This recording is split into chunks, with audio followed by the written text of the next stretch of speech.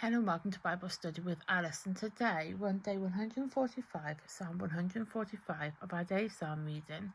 We're reading from the ESV translation, but you're more than welcome to join us from a different translation.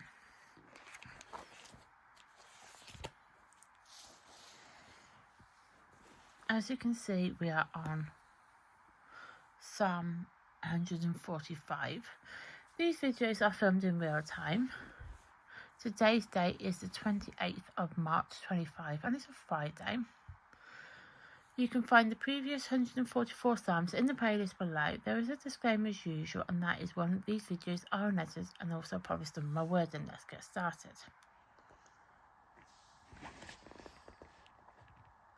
Great is the Lord, a song of praise of David. I will extol you, my God and my King, and bless your name forever and ever. Every day I will bless you and praise your name forever and ever. Great is the Lord and greatly to be praised, and for his greatness is unsearchable. One generation shall commend your work to another, and shall declare your mighty acts on the glorious splendour of your majesty, and on your wondrous works I will meditate. They will speak of the might of your awesome deeds. I will declare your greatness. They shall pour forth the fame of your abundant goodness, and shall sing aloud of your righteousness. The Lord is gracious.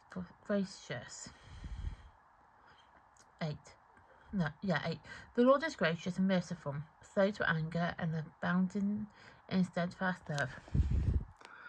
The Lord is good to all, and his mercy is all over that he has made. All your works shall give thanks to you, O Lord, and all your saints shall bless you. They shall speak of your glory, of your kingdom, and tell your power to make known to the children of men your mighty deeds and your glorious splendour of your kingdom. Your kingdom is an everlasting kingdom, and your dominion. 13. Your kingdom is an everlasting kingdom, and your dominion endures throughout all generations. The Lord is faithful in all his words and kind in all his works. The Lord upholds all who are fallen, and raises up all who are bowed down. The eyes of all look to you, and you give them their food in due season. You open your hand and satisfy the desire of ever-living things. The Lord is righteous in all his ways and kind in all his works. The Lord is near to all who call on him, in truth. He fulfills the desire of those who fear him. He also hears their cry and saves them. The Lord preserves all who love him, and all the wicked will destroy. My mouth will speak the praises of the Lord, and let all flesh bless his holy name forever and ever. So that is Psalm 145 complete, and tomorrow we will be doing Psalm 146. And for those who are new to my channel, I split the video into 3 parts. The first part is where I read the psalm, which we just done, and then the second part we will talk about the psalm time periods, and then the third part we talk about the psalm that we just read, which is Psalm 145. So with the psalm time periods, the psalms were written over a 1,000-year time period by multiple different authors, but there's a big chunk of psalms that were written by there's a big chunk of psalms that were written by the same author, which is David. Now with that in particular, I do feel like I've been saying this all week, and it's fine. I don't mind. It's fine. I don't mind to talk about it like this. But a lot of the psalms were primarily written by David. He was one of the main authors. There are obviously multiple other authors, but he's the main one. And we have noticed that as a pattern over the last few days, that he has appeared, and that is fine. As I said, doesn't really matter. I'm fine with that. So I'm going to split it now into 3 subparts. The first subpart is where historians and scholars have an idea of the time period that the psalms were written in, the author and the event. Now, there are a lot of psalms that aren't part of that, and I'll explain that in a moment. And those type of psalms are fine. I like those type of psalms, in all fairness, because I'm more of a visual learner and I can visualise things then a bit better, be able to have a better idea of how people lived in that time period, if I know like the information to go by, sort of thing. As I said, I'm very much a visual learner on that one. And then you've got the psalms where there's a time, there's the time period or the author is unknown, but there's an event linked to it. Sometimes it can be both, time period and author being unknown, or it might be one or the other. It doesn't really matter in the context of things, but to give you an idea of where we're going with it, you could have either or both, but there's an event linked to it. So the historians and scholars know that there's an event linked to that particular psalm, but they don't know any more information. And then you've got the third part, which is unknown, as in there's no author, no time period and no event. With that in mind, bearing all that in mind though, with the psalms, it's due to the fact of the translation, poetic languaging. Obviously it was written so many years ago, far many years ago, in all fairness. So it is very difficult to have an idea, and my cat is going to jump on me, so I'm just being prepared, because she's just looking at me. Yep, she is. My cat, bless her. She does appear, not appear as such, but she does like to sit on my lap occasionally. And I have to admit, I was waiting for her because she was in the window. And yeah, so if you hear a cat purring, that is generally the reason why, because my cat wants a cuddle as usual.